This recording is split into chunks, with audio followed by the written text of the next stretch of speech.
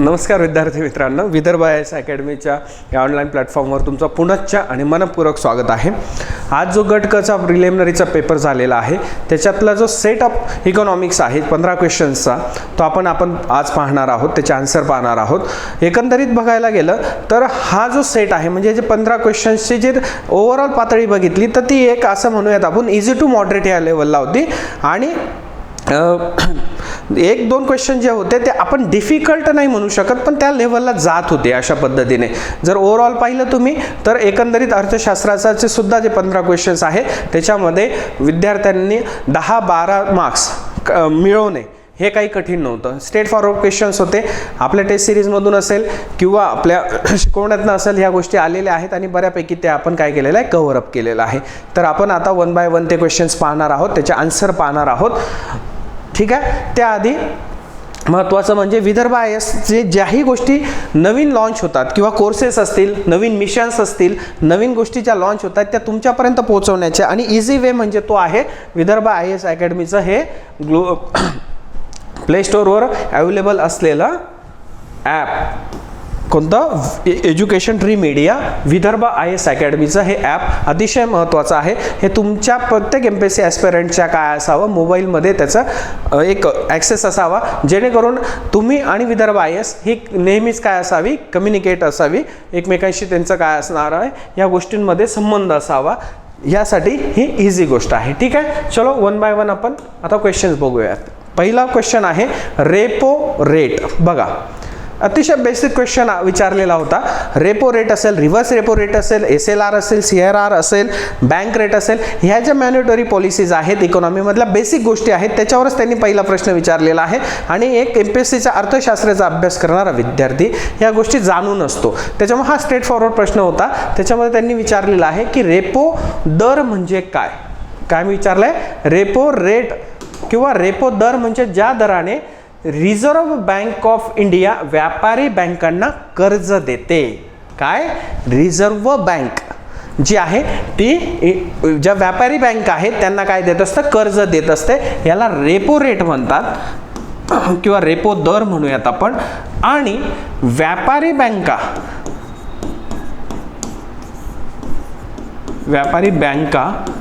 ज्या दराने RBIला किंवा रिझर्व्ह बँक ऑफ इंडियाला कर्ज देतात उलट, त्याला काय म्हटलं जातं, तर त्याला म्हटलं जातं रिव्हर्स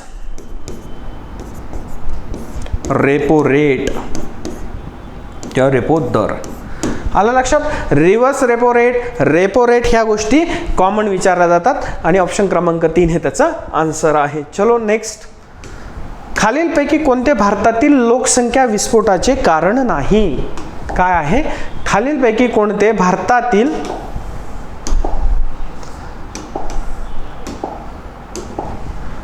विस्फोटाचे कारण नाही? आता लक्षात ठेवा, विस्फोटाचे कारण विचारलेलं आहे का, तर नाही विचारलंय. म्हणजे आपल्याला काय विचारायचं, क्वेश्चन जर आपल्याला एकदम इमिजिएटली कळाला तर त्याचा आन्सरही आपल्याला येण्यासाठी काय असतं, एक सोय होऊन जाते त्या पद्धतीने. आता बघूया त्याच्यामध्ये काय काय कारण नाही विचारलंय. निरक्षरता दिलेली. निरक्षरता तर सगळ्यात मुख्य कारण आहे किंवा जे मुख्य कारण जे आहे त्याच्यापैकी एक काय आहे, निरक्षरता. लिटरेसी ज्याला म्हणतो आपण, लिटरेसी. त्याच्याने काय असतं की लोकसंख्या वाढीने कुठले दुष्परिणाम होतात किंवा लोकसंख्या वाढीमुळे जी लोकसंख्या वाढलेली असतात किंवा त्या वाढलेल्या लोकसंख्येच्या किमान गरजा सुद्धा पूर्ण करता येत नाही. त्याच्यावर खूप असा काय असतो, बोजा असतो आणि ते जो ताणतणाव निर्माण होतो कसा मागणी आणि पुरवठ्याच्या दरम्यान, याच्यामध्ये निरक्षर माणसाला या गोष्टीची काय नसते, जाणीव नसते. त्याच्यामुळे निरक्षरता हा विस्फोटाचं एक कारण आहे. बरोबर आहे. त्यानंतर आहे एकत्रित कुटुंब पद्धती. आता बऱ्यापैकी मुलं काय झाले की विद्यार्थी एकत्रित कुटुंब पद्धती काय असेल हे नसेल, कदाचित असेल, पण एकत्रित कुटुंब पद्धती हे सुद्धा विस्फोटाचं कारण आहे. सोपं उदाहरण घेऊयात. एकत्रित कुटुंब पद्धती हे विस्फोटाचं कारण काय आहे, तर लक्षात ठेवा एकदम सिंपल भाषेमध्ये, जेव्हा एक संयुक्त कुटुंब आहे, 10 लोकांचं कुटुंब आहे, त्या 10 लोकांच्या कुटुंबामध्ये 2 असे व्यक्ती किंवा एक व्यक्ती असा आहे तो काही कामाचा नाही, इन द सेन्स तो काम कमी करत असतो, परंतु तो काय आहे एकत्र कुटुंबात राहत असतो आणि आपल्याकडे जे आहे हे जे विवाहाची सार्वत्रिकता आहे हे याच्याशी रिलेटेड आहे. तर याच्यामध्ये काय, याचं लग्न करून द्या, हा कामधंदे करेल, ह्याला काहीतरी वळण लागेल, ह्या अनुषंगाने काय केलं जातं आणि त्याचा विवाह लावला जातो. त्याचे अपत्य तो काय करतो, जन्माला घालतो. आणि अशा वेळेस काय होतं, तो काही कमवत नसताना काय असतं, एकत्र कुटुंब पद्धतीमध्ये सगळ्यांचं इन्कम मिळत असतंय. त्या सगळ्यांच्या इन्कममध्ये काय होत असतं की याची जे अपत्य असेल आणि याचं जे कुटुंब असेल हे सुद्धा काय होतं, त्या लोकांसोबत पोचलं जातं, त्याचं भरण पोषण होऊन जातं. त्याच्यामुळे असे जे काम न करणारे वृत्तीचे जे लोक असतात ते जर एकत्र कुटुंब पद्धतीत असतील तर ते सुद्धा लग्न सुद्धा करतात, जे विवाहाची सार्वत्रिकता या गोष्टींमध्ये येतात. न कमवता सुद्धा त्यांना काय असतं की याचं लग्न लावून द्या, लाईफ या स्टाईलमधून या गोष्टींमधून काय होतं, त्याचं लग्न लावलं जातं. आणि तो काय आपण त्याला म्हणतो, त्याची प्रोडक्टिव्हिटी 0 असली तरी तो एकत्र कुटुंब पद्धतीमध्ये त्याचं कुटुंब सुद्धा काय असतं, तो वाढवत पण असतो आणि त्याचं पालन पोषणही होऊन जातं. त्याच्यामुळे सी आणि बी हे सुद्धा त्याचे काय महत्त्वाचं कारण आहे. कारण काय नाही तर राहणीमानातील सुधारणा. उलट राहणीमानात जर सुधारणा झाली, तो व्यक्ती जर शिक्षित झाला तर तो विचार काय करतो की संयुक्त कुटुंबापेक्षा लिमिटेड मर्यादित कुटुंब जर आपण ठेवलं तर त्याच्याने काय होणार आहे, जे कुटुंबातले सदस्य असतील त्या सदस्यांच्या मूलभूत गरजा आणि त्यांच्या विकासासाठी ज्या गरजा असणार आहे त्या परिपूर्ण करता येतात. म्हणजे माणसाची एक वृत्ती बदलते, एक प्रवृत्ती बदलते आणि तो संयुक्त कुटुंब म्हणण्यापेक्षा छोटं कुटुंब जे आहे त्या कुटुंबाकडे त्याचा ओढा वाढत राहतो, ओढा वाढतो आणि त्या अनुषंगाने ऑटोमॅटिक काय असते, लोकसंख्या कमी होण्यास मदत होते. पण इथे काय विचारलेलं आहे, विस्फोटाचे कारण नाही. मग याचं कारण काय आहे तर विस्फोटात जे होतं ते राहणीमानातील सुधारणेने कमी होतं. पण इथे काय विचारलेलं आहे, विस्फोटाचे कारण नाही. मग कारण काय नाही आहे तर ऑप्शन क्रमांक डी, विवाहाची सार्वत्रिकता, प्रचंड प्रमाणात विवाह, सगळीकडे विवाह. आपण जर विवाहाच्या तारखा पाहिल्या तर त्या गोष्टीमध्ये आपल्या लक्षात येतं. एकत्रित कुटुंब पद्धती हे सुद्धा मुख्य कारण आहे. निरक्षरता आहे. विवाहाचे काय नाही आहे तर ते जे आहे ते राहणीमानातील सुधारणा, ऑप्शन क्रमांक 4 हे त्याचं आन्सर आहे. आलं लक्षात? या पद्धतीने या अनुषंगाने कळालं. चलो नेक्स्ट आहे FRBM कायदा केव्हापासून लागू करण्यात आला. काय विचारला आहे त्यांनी, FRBM कायदा जो आहे तो कधीपासून लागू करण्यात आला. बघूयात आपण हा कोणता कायदा आहे. FRBM कायदा काय आहे तर हा जो आहे FRBM ऍक्ट, हा जो इंट्रोड्यूस ब्राउट इनटू इफेक्ट मध्ये कधीपासून आला किंवा लागू केला आणि तो काय झाला तर तो कामाला लागला किंवा तो लागू करण्यात आला, त्याचं काम सुरू झालं ऍक्च्युअली. तर ते झालेलं आहे 30 डिसेंबर 2003, ऑप्शन क्रमांक 2. हा RBM कायदा काय आहे तर तो कायदा जो आहे तो आहे fiscal responsibility and budget management act 2003. काय आहे, fiscal responsibility and budget management act 2003 असं त्याचं काय आहे, लॉंग फॉर्म आहे. आणि हा कधी इफेक्टमध्ये आलेला आहे तर तो आलेला आहे डिसेंबर 2003 मध्ये. आलं लक्षात?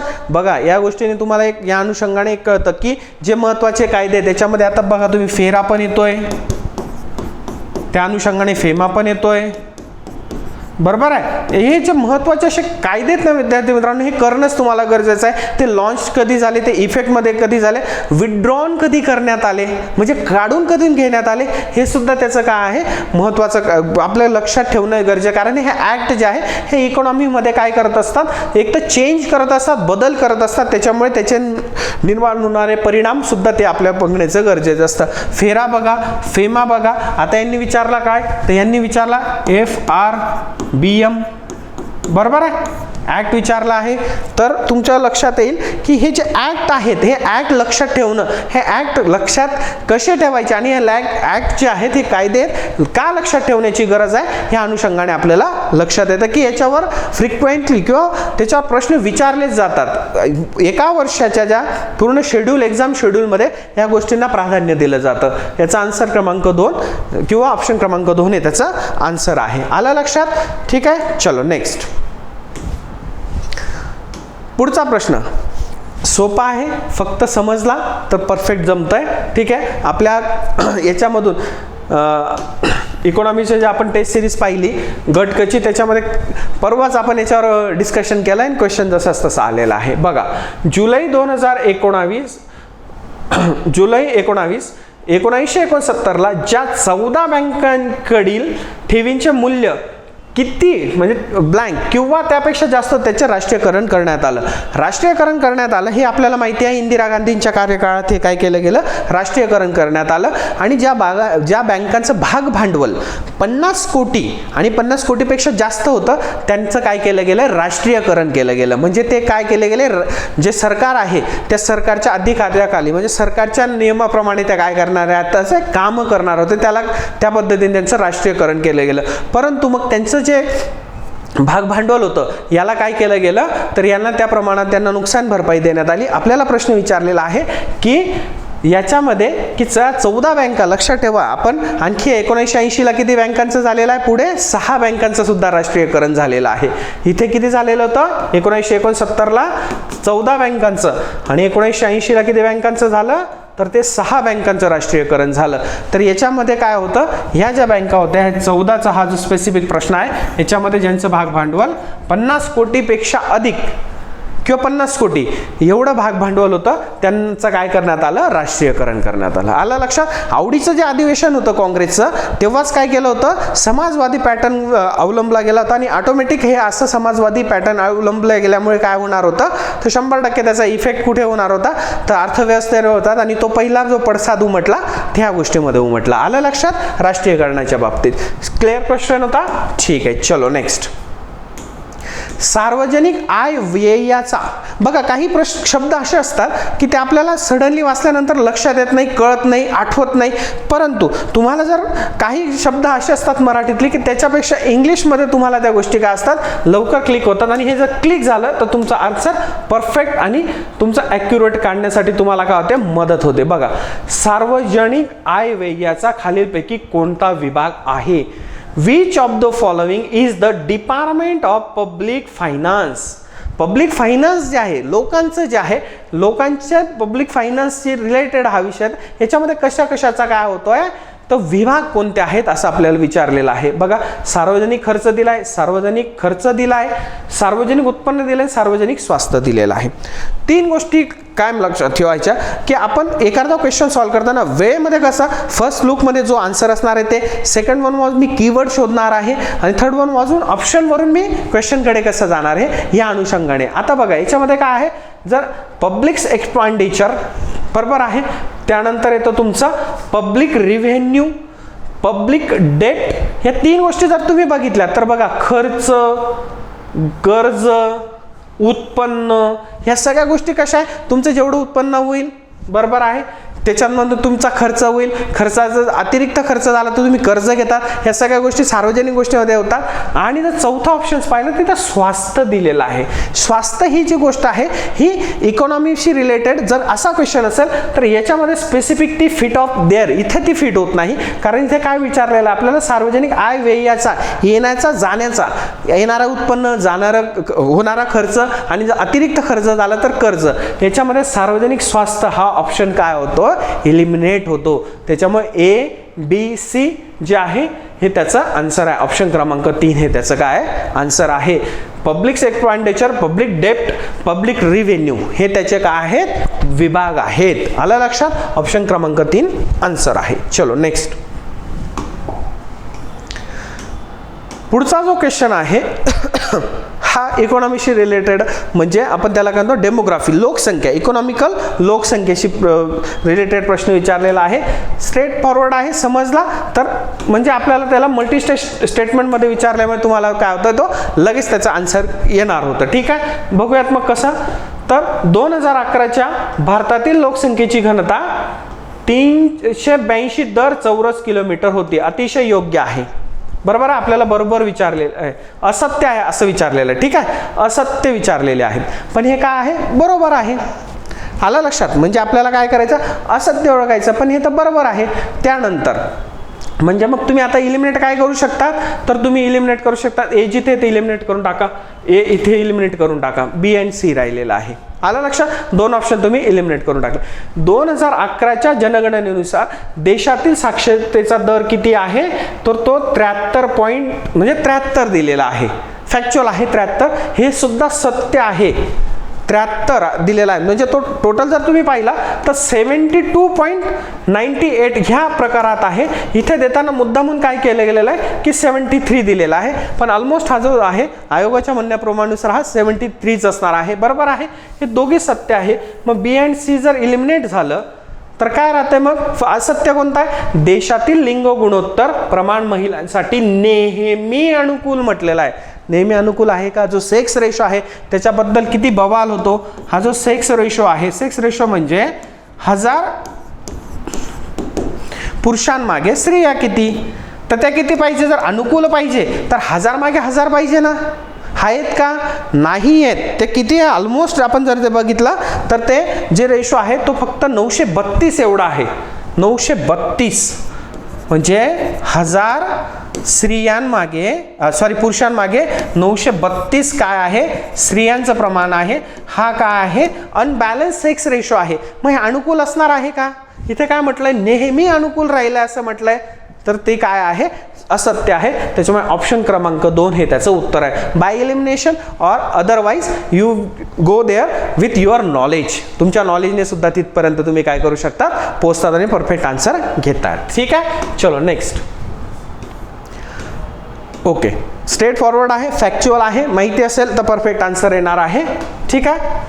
पतपुरवठा अधिकारित योजना काय म्हटलेलं आहे, पतपुरवठा अधिकारित योजना कोणत्या वर्षी सुरू करण्यात आली किंवा ह्या वर्षी सुरू करण्यात आली. Credit authorisation scheme was introduced. काय आहे, याला कॅस असं सुद्धा म्हटलं जातं. ही कॅस जे आहे हे कधी इंट्रोड्यूस करण्यात आलं असा प्रश्न विचारलेला होता. तर हे जे इंट्रोड्यूस करण्यात आलेला आहे तर नोव्हेंबर 1965 मध्ये काय केलेलं आहे, हे इंट्रोड्यूस करण्यात आलं होतं. काय तर त्याला क्रेडिट ऑथेंटिकेशन स्कीम किंवा पतपुरवठा अधिकारित योजना. ज्या ज्या गोष्टींसाठी काय आहे, पतपुरवठा करायचा आहे, विकासाच्या गोष्टी असतील त्याच्यासाठी. आणि लक्षात ठेवा की 1989ला याला विड्रॉल सुद्धा करण्यात आला. आणखी विड्रॉन 1989 मध्ये विड्रॉन म्हणजे काढून सुद्धा घेण्यात आलं. अशा ह्या गोष्टी सुद्धा तुमच्या लक्षात असायला पाहिजे. अशा गोष्टी सुद्धा तुम्हाला काय असायला पाहिजे, लक्षात असायला पाहिजे. महत्त्वाच्या अशा गोष्टी. हा जो प्रश्न आहे हा टोटल फॅक्च्युअल बेस आहे. याच्यासाठी तुम्हाला परफेक्ट आन्सरच माहिती. There is a no use of logic, there is a no use of any tricks और tips. There is a you should be there answer. तुमचा आन्सर एक तर परफेक्ट माहिती पाहिजे, ते येणार आहे. माहिती असेल तर परफेक्ट आहे, नाही तर ते काय असणार आहे, चुकणार आहे. आलं लक्षात. चला नेक्स्ट बघूयात आपण. ऑप्शन क्रमांक 4 हे त्याचा आन्सर आहे. नाणे बाजारातील निधीच्या कमतरतेचे खालील कारण कोणते. बघा काय म्हटलं आहे की नाणे बाजारातील निधीच्या कमतरतेचे खालीलपैकी कारण कोणते. आता नाणे बाजार म्हणजे काय, सोपं लक्षात ठेवायचं असतं. ते त्याचा जर विषय गेला, अल्प मुदतीने जे भांडवल देतो आपण, बरोबर आहे, अल्प मुदतीचे भांडवल देणारे व घेणारे. ठीक आहे, अल्प मुदतीचे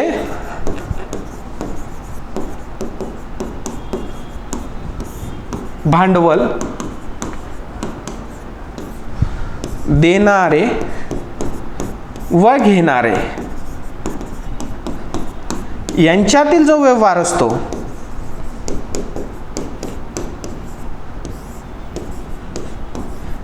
यांच्यातील व्यवहाराला काय म्हटलं जातं, तर यांच्यातील व्यवहाराला काय म्हटलं जातं, नाणे बाजार असे म्हटले जाते. काय म्हटलं जातं, नाणे बाजार. मग या नाणे बाजारांमध्ये काय काय गोष्टी इन्क्लूड होतात ते पण लक्षात ठेवा. या नाणे बाजारात कोणकोणत्या गोष्टी होतात, व्यापारी बँका, पतपेढ्या,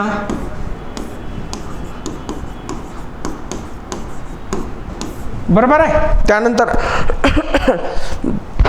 अल्प मुदतीचं कर्ज देणाऱ्या संस्था, अल्प मुदतीचे कर्ज देणाऱ्या वित्तीय संस्था,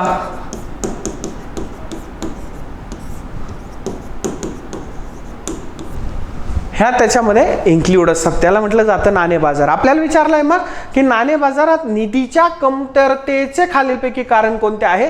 तर अपुरी बचत दिले, असंघटित क्षेत्राची उपस्थिती दिली आहे, रोख रकमेची वाढती मागणी दिलेली आहे आणि वित्तीय गैरव्यवस्थापन दिलेलं आहे.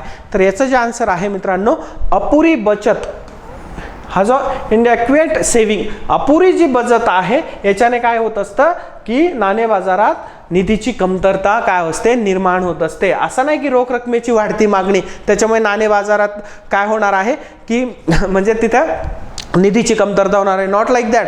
त्याच्यामध्ये नाणे बाजार हा कन्सेप्ट आपल्याला पहिले माहिती पाहिजे की नाणे बाजार म्हणजे काय. तर अल्प मुदतीचं किंवा अल्प मुदतीने भांडवल देणारे व घेणारे यांच्यामधला जो व्यवहार असतो त्याला नाणे बाजार असं म्हटलं जातं. मग त्याच्यामध्ये इन्क्लूड काय असतात, पतपेढ्या असतील, व्यापारी बँका असतील, त्यानंतर अल्प मुदतीचे कर्ज देणाऱ्या विविध संस्था असतील, वित्तीय संस्था, आणि त्या पद्धतीने मग याचा जो आहे कमतरतेचं प्रमुख कारण, इकॉनॉमिकल कारण जे आहे ते काय आहे, अपुरी बचत. ऑप्शन क्रमांक 1 हे आन्सर आहे. आलं लक्षात? क्लिअर झालं? ह्या अनुषंगाने ह्या पद्धतीने. ठीक आहे, चला नेक्स्ट. इकॉनॉमीचा काय असतो विषय की इकॉनॉमी हा सब्जेक्ट तुम्हाला आउट ऑफ मार्क्स देतो. सगळ्यात मेन म्हणजे तुमच्या जर कन्सेप्ट क्लिअर असतील, आणि खूप जास्त कन्सेप्ट क्लिअर करण्याची गरज नाही आहे, काही मोजक्या म्हणजे असं म्हणूयात आपण की मोजक्या अशा कन्सेप्ट आहेत त्याच्यावर रिलेट टू अदर कन्सेप्ट आहे.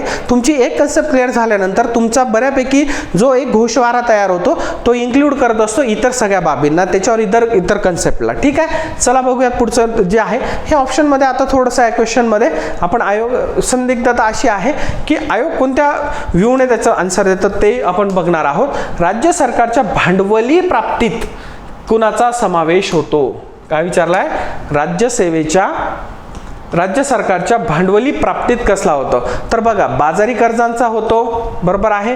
त्यानंतर केंद्र सरकारकडून उचल घेणे म्हणजे borrowing from the central government, market loan गरज आहे भांडवली प्राप्तीत करायचं, कारण पुढे भांडवली प्राप्तीतनं काय करायचं आहे, डेव्हलपमेंटसाठी किंवा विकास कामं जे असतील किंवा गरजा ज्या असतील राज्य सरकारच्या किंवा समाजाच्या किंवा म्हणजे त्या स्पेसिफिक राज्याच्या पूर्ण करण्यासाठी कर्ज आहे.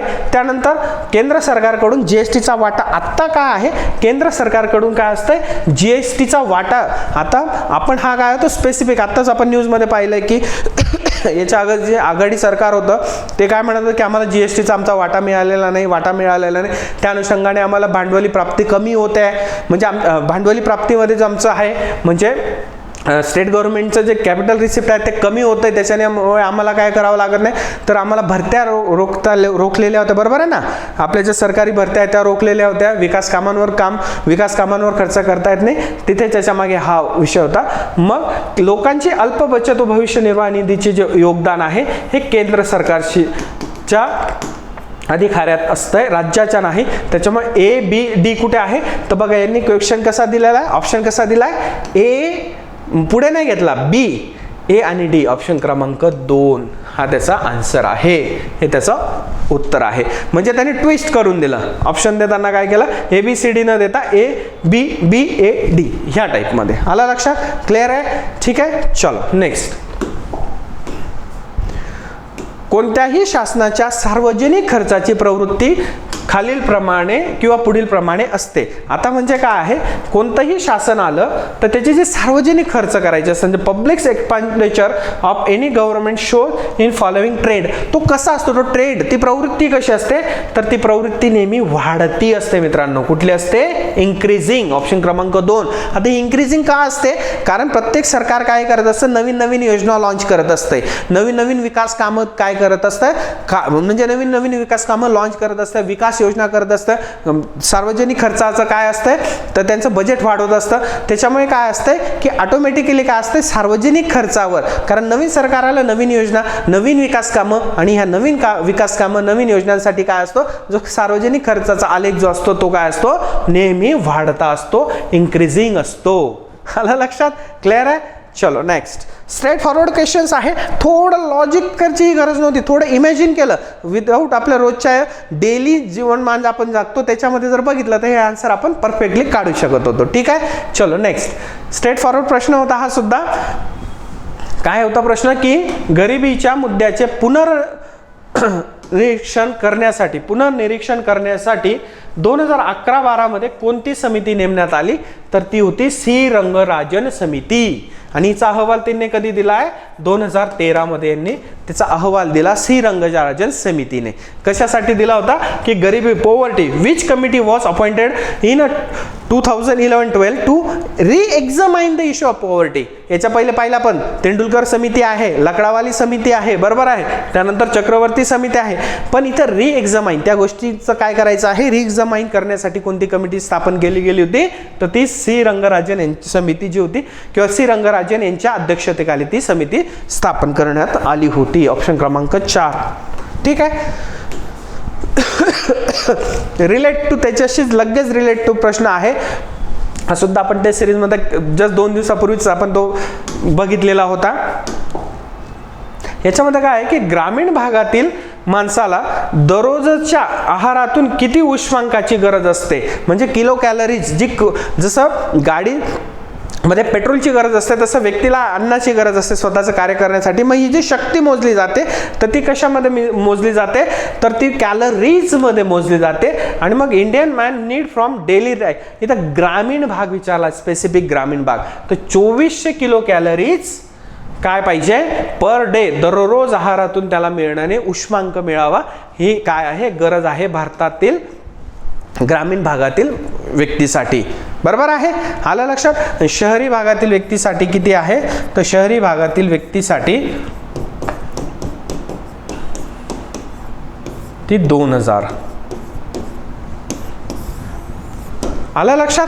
ह्या अनुषंगाने ह्या पद्धतीने लक्षात आलं. स्ट्रेट फॉरवर्ड क्वेश्चन होता, आन्सर ही त्याच पद्धतीने. चलो नेक्स्ट, एकदम सिंपल क्वेश्चन. पहिला जो प्रश्न होता ना मित्रांनो, repo rate, reverse repo rate आपण जो बघितला किंवा रेपो रेट विचारलेला आहे त्याच्याशीच रिलेटेड हा प्रश्न आहे की मॅनेटरी पॉलिसी मौद्रिक धोरण कोणत्या वित्तीय संस्थेमार्फत राबविले जाते. आता मला सांगा, देशाचं भारताचं मौद्रिक धोरण जर राबवायचं आहे तर ते कुठल्या पद्धतीने राबवलं जाईल मला सांगा. तर ते होईल आयुर्विमा महामंडळाकडनं होईल का नाही, सहकारी बँकांकडनं का नाही, या सगळ्या कोणाच्या अंडर असतात, युनियन ट्रस्ट ऑफ इंडिया ही सुद्धा नाही, कोणाच्या अंडर येते तर भारतीय रिझर्व्ह बँक. आणि हे जे मॉनेटरी पॉलिसी आहे ही मॉनेटरी पॉलिसी राबवण्यासाठी किंवा राबवण्यासाठी त्यांच्याकडे विविध काय आहेत तर प्रकार आहेत. त्याच्यातलं बघतो आपण बँक दर आहे, रेपो किंवा रिव्हर्स रेपो व्यवहार आहेत, त्यानंतर तुम्ही CR कॅश रिझर्व्ह रेशो आहे, स्टॅच्युडिटी लिक्विडिटी रेशो आहे. हे अशा पद्धतीचे काय आहेत ते ह्या पद्धतीने ते काय असते मौद्रिक धोरण काय असते राबवत असते. कोण? रिझर्व्ह बँक ऑफ इंडिया, भारतीय बँक, RBI ह्या गोष्टी मॉनिटरी पॉलिसीच्या अंतर्गत ह्या असेट्सच्या माध्यमातून ह्या गोष्टींच्या माध्यमातून ती काय करत असते राबवत असते. बँक रेट असेल, रिव्हर्स रेपो रेट असेल, CRR आहे, SLR आहे, ह्या गोष्टी त्याच्यामुळे एवढ्या महत्त्वाच्या आहे. कन्सेप्च्युअल आहे, एकदा समजली कायम तुमच्या डोक्यात राहतं. ऑप्शन क्रमांक 4 आहे त्याचं उत्तर आहे. नेक्स्ट दिलेला आहे राष्ट्रीय तेलबिया विकास प्रकल्प कोणत्या वर्षी सुरू करण्यात आला. काय करण्यात आलं? NODP, national oil seeds development project, NODP was launched in this year. तर याचं जे उत्तर आहे तेलबियांचा विकास जो कार्यक्रम आहे किंवा प्रकल्प आहे तो राबवण्यात आला 1985-86 मध्ये. आणि पुढचा जो आहे नॅशनल